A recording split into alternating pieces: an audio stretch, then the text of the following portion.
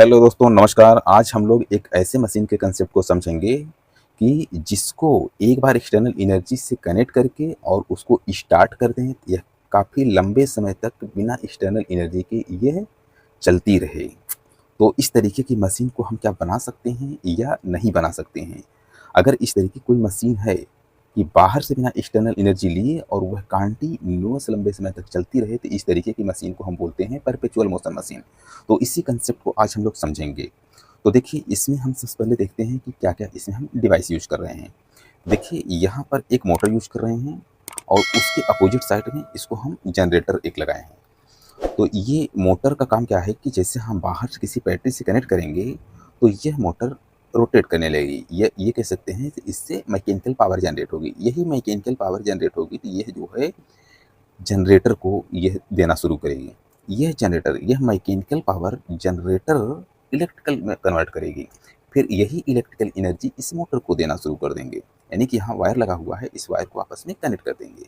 ये दोनों जब हम कनेक्ट कर देंगे, यहाँ से इलेक्ट्रिकल एनर्जी इसको मिलेगी और यह मैकेनिकल एनर्जी इसको देती रहेगी। फिर यह जो है इलेक्ट्रिकल एनर्जी इसको देती रहेगी। तो इस तरीके एक लूप बन जाएगा और यह मोटर कंटिन्यूअस काफ़ी लंबे समय तक चलती रहनी चाहिए। और इसमें एक कैपेसिटर बैंक लगाया गया है। कैपेसिटर बैंक का मतलब ये है कि इसका काम, जैसे एक बार हम कनेक्ट करेंगे, चाहे बैटरी से कनेक्ट करेंगे या यहाँ जनरेटर से जनरेट होगा इलेक्ट्रिसिटी, तो कुछ एनर्जी इसमें स्टोर कर लेगी।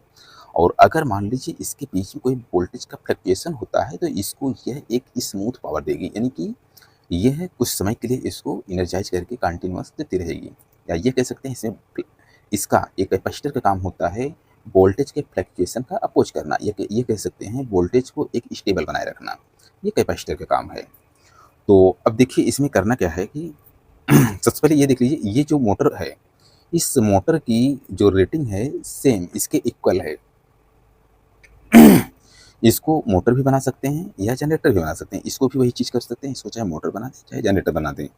तो दोनों की रेटिंग सेम है, जितने वाट की ये है उतने वाट की ये है।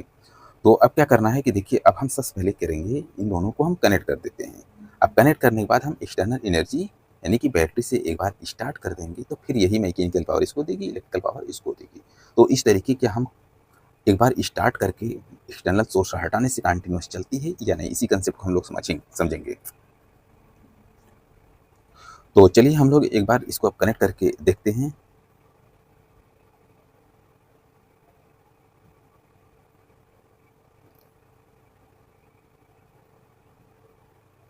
ये देखिए, इसको कनेक्ट कर दिया गया है।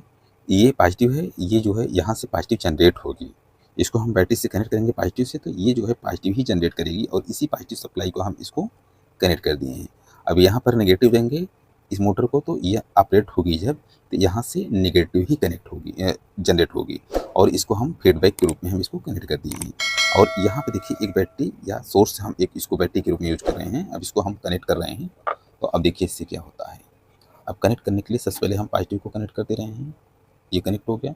अब इसको जो है कनेक्ट करने के बाद अब इसको, ये देखिए चल,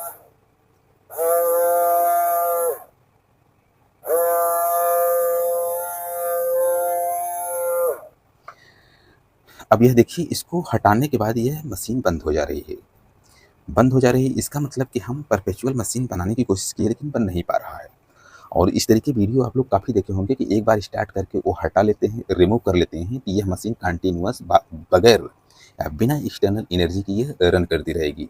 यहाँ पर यह मैकेनिकल पावर इसको देती रहेगी, यह इलेक्ट्रिकल पावर इसको देती रहेगी, और इस तरीके की कई वीडियो आप लोग देखे होंगे। लेकिन इस तरीके की मशीन नाम की कोई चीज़ होती नहीं है, इसको हम एक कल्पना कर सकते हैं। अब देखिए यह क्यों नहीं यह कंटिन्यूअस चल पा रही है।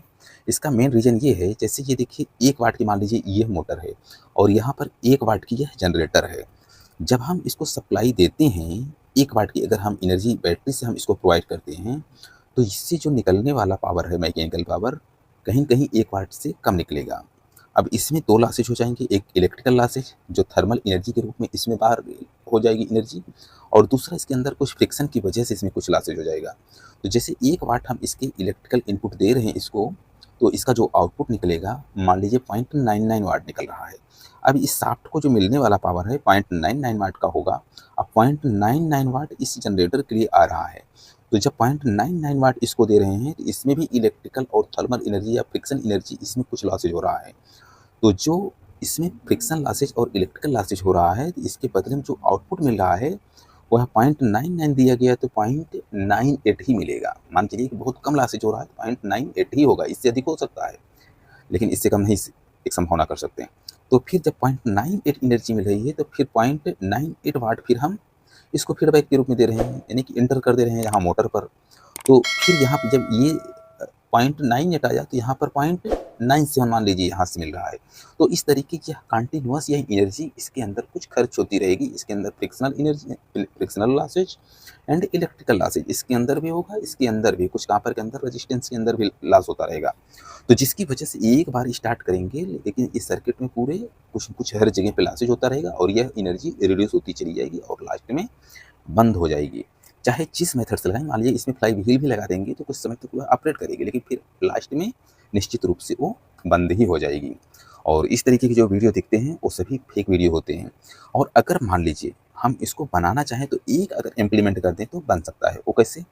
इसके अंदर जो फ्रिक्शनल लॉसेज है और इलेक्ट्रिकल लॉसेज जीरो कर दिया जाए, वही चीज़ें इसके अंदर भी frictional losses and electrical losses zero कर दें और इसके अंदर जितने कंडक्टर यूज किए जा रहे हैं उन कंडक्टर का रेजिस्टेंस 0 ओम होना चाहिए। तो ऐसे कंडीशन में अगर हम एक बार एक्सटर्नल एनर्जी से स्टार्ट कर देंगे तो यह काफ़ी लंबे समय तक यानी कि कई सालों तक के ऑटोमेटिक यह मशीन चलती रहेगी बगैर किसी एक्सटर्नल एनर्जी सोर्स के। तो ये जो मैकेनिकल पावर इसको देती रहेगी, इलेक्ट्रिकल पावर इसको देती रहेगी। इसी तरीके एक लूप बन जाएगा और इस सोर्स को अगर हम हटा भी लेंगे तो भी यह कंटिन्यूअस चलती रहेगी।